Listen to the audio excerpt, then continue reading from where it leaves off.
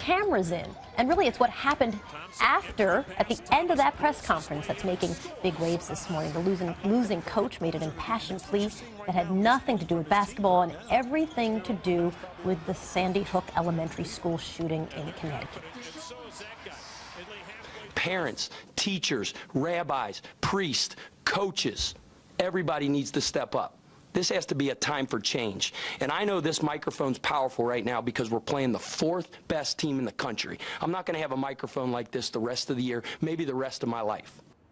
Pat Kelsey, head coach of the Winthrop Eagles men's basketball team. Here's a little more of his speech and my conversation with him from earlier this morning. I didn't vote for President Obama, okay? But you know what? He's my president now. He's my leader. I need him to step up.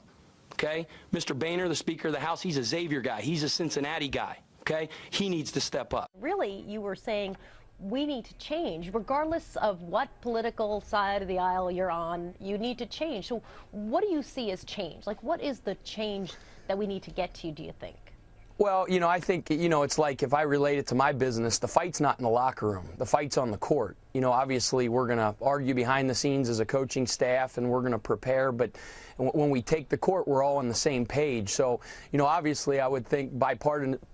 I'm not a political activist, you know, and it's something that maybe I'm a little bit of ashamed of, and maybe my civic duty. And one thing that I can do on the move forward is invest more time in looking into these issues. And there's obviously a huge faction of people that believe passionately that this is a gun issue, and it probably is. They think it's a mental health issue, and it probably is. But, you know, the other thing I talked about is sort of a deterioration of the core, you know, core values of what it means to be an American, what it means to be, you know, what's right and wrong. For something like this, so unbelievably tragic, a massacre of these proportions to happen under our watch is scary. You know, someday I'm going to be gone, and my wife's going to be gone, and my two little girls are going to live in this society. And we pride ourselves on being the greatest country in the history of civilization. And for something like this to happen in a kindergarten class shakes me. And it just, you know, hopefully it's an impetus for change. That, you know, what's the answer? I'm not someone that's going to push my religion on anybody else, but there was somebody that walked the earth 2,000 years ago that set the ultimate example, the perfect example of how you act, how you live, and how you lead. And if we follow that example, you know, as a whole, we'll all be better off. You've said in your remarks, you said, I'm going to be an agent of change for the 13 men that I coach, and also my two daughters as well. What specifically do you think individuals can do? Because I think for a lot of people, and, you know, I spent a lot of time in Newtown, Connecticut over the last several days. You know, you feel very at a loss for, like, okay, well, what can I as an individual do?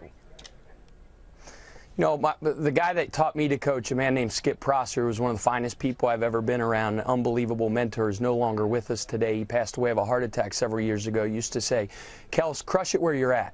You know, where you're at, do the best possible job you can be. I mean, people used to ask him all the time, how do I get to be a head coach in the ACC? He said, where are you? He said, I'm a junior varsity coach in San Francisco.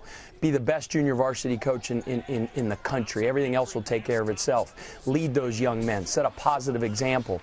And that's what I think I can do. That's what every parent can do. And I mentioned everybody in a leadership position, and everybody to some extent is a leader, whether you're a parent, whether you're a boss of a company. You know, set a positive example of you know, the right ethics, the right values, the right way to carry yourself, and you know, I can do that for the two little girls and the one on the way that I'm raising, and for the 13 young men that stare at me every day and look at me as an example of how we roll and how we operate.